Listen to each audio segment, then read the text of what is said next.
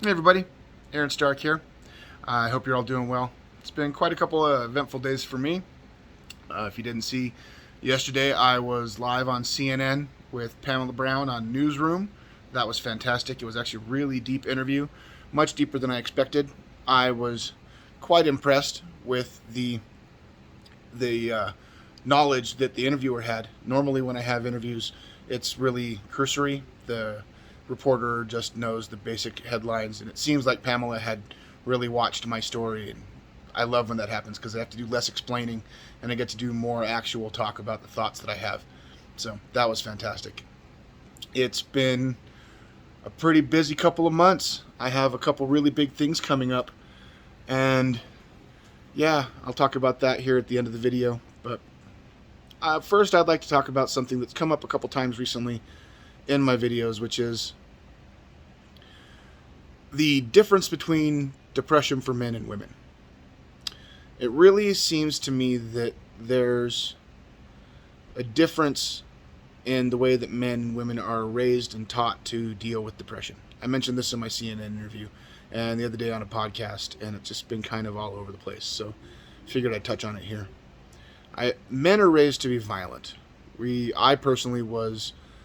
My brother was really violent. He was the aggressive one. I was more sensitive. I was shy and sensitive and did poetry, read comic books. So I was picked on and bullied because of that, and ridiculed because I wasn't violent enough and I wasn't aggressive enough as a tiny kid. So I had to get violent. I had to. One of the things I did was I tried to teach myself martial arts completely amateurishly. I never actually learned martial arts, but I thought I did, and that was an attempt entirely to try to make myself more violent, to make myself more manly. And women, it appears, and judging from my daughters, it happens to them, that their depression manifests more inward, that eating disorders and beauty fixations and fixations on outward appearance, and the ridiculing in the different sides is that way too. Men tend to bully more aggressively and violently, tend to punch things a lot, whereas girls, it's all about, oh, you said this, you picked on, you're wearing this, you kissed that guy, you slept with that guy. It's all about appearance and status. Whereas with most boys, you can be ugly and smelly, and you could be kind of a moron as long as you can punch something.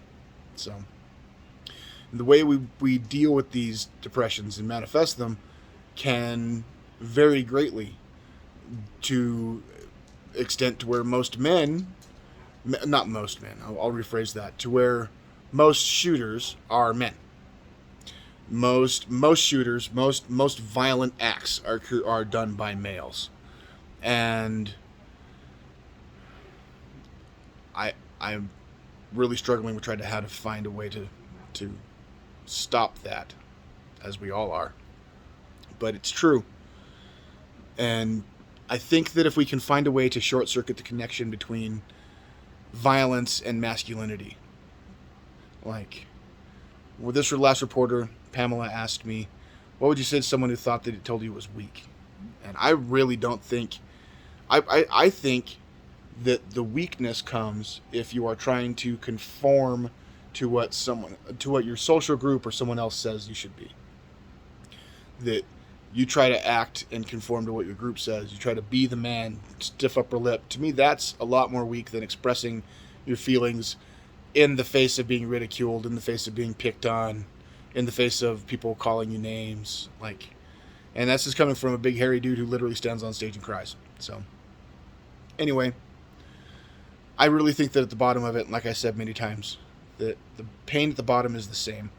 The pain of that woman who has an eating disorder and is throwing up in her car, or is starving herself to be thin enough to get into the right clothes, or constantly cakes on the makeup because she thinks that her natural skin just isn't good enough. She has to wear tons and tons of makeup.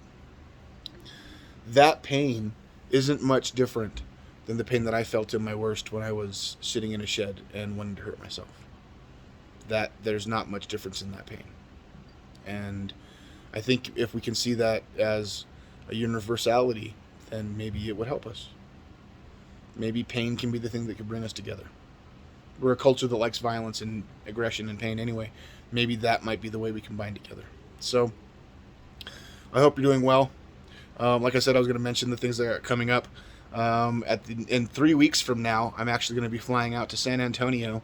I'm going to be speaking to a convention of school administrators at the San Antonio Butterfly Pavilion, and I'm going to be talking specifically to the teachers and administrators from Uvalde.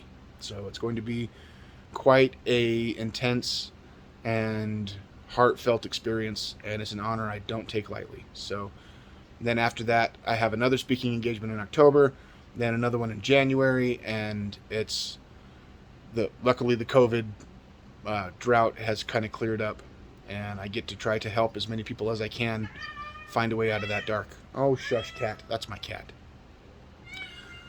So if you see someone in that dark spot that needs love, give it to them. Treat them like it was a Tuesday. You are not alone. Thank you, guys.